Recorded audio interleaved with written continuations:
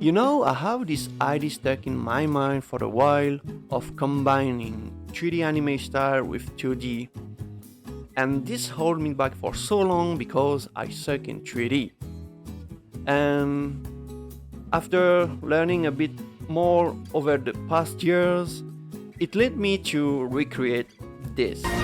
今度は確実に閉じ込める It's not as bad as I thought it would, but at least I can now put a visual on my ID. And today I want to share with you this little project. Obviously, I needed a Todoroki model, and of course, I did not model him from scratch.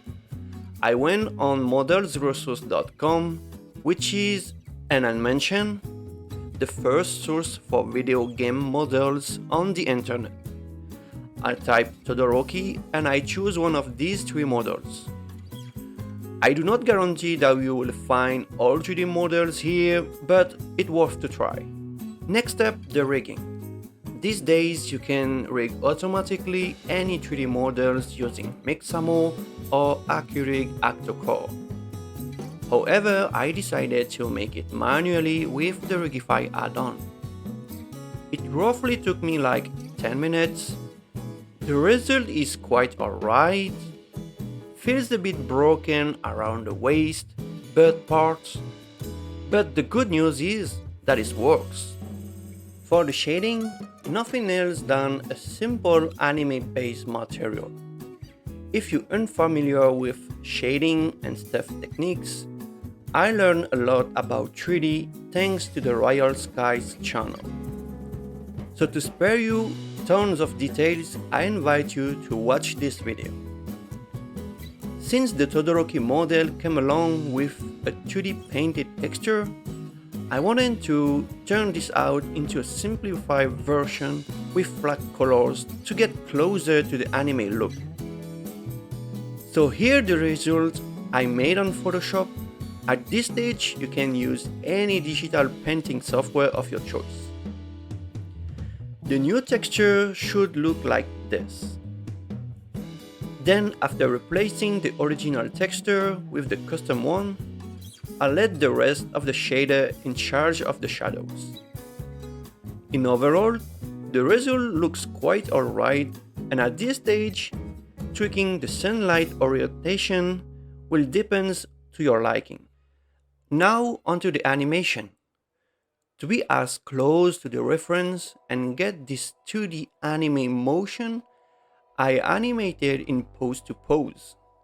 Because Blender usually interpolates between keyframes, and this actually causes smoother animation.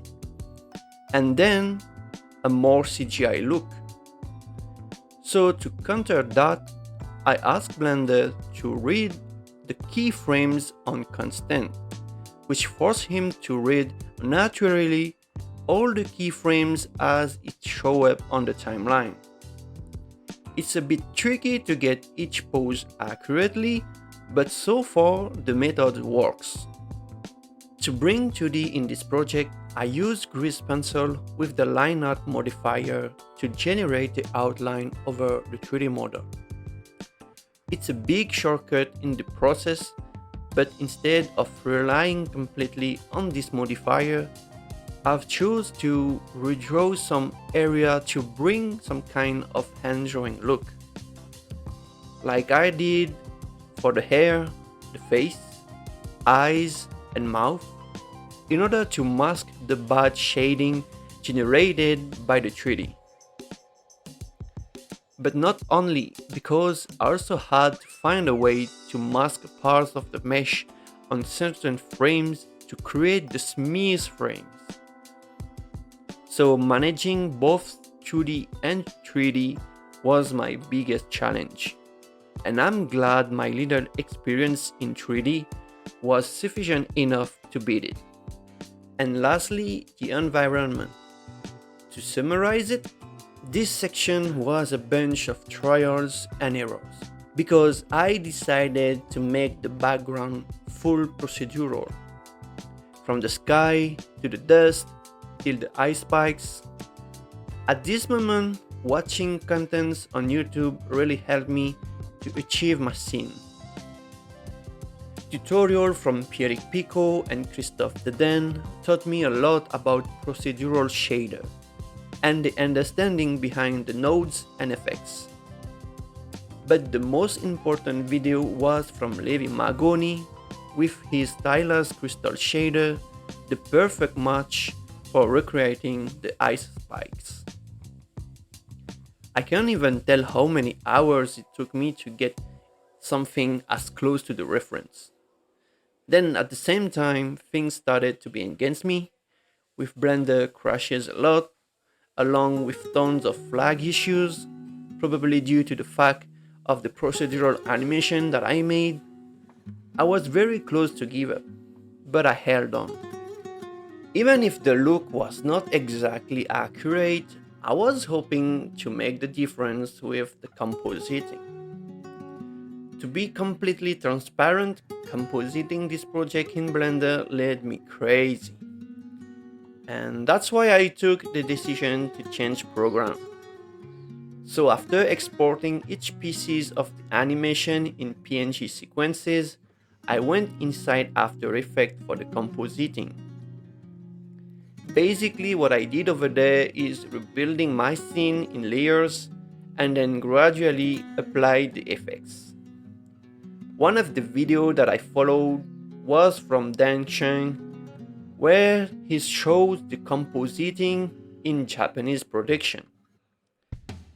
I'm not sure if my recreation fits the anime standard, but the effects seems to work like a charm.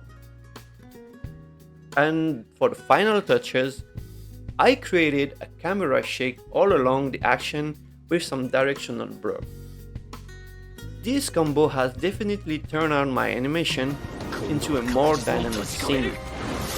And that's pretty much it. I hope you guys enjoyed this video. Normally I do content like this just for practice, and since I had this idea in my mind, I see an opportunity to try something different new by sharing what I do beside tutorials. So if you watch this video until the end, thank you so much. I really do appreciate it. Don't forget to like and subscribe, and also leave me a comment. And until next time, cheers.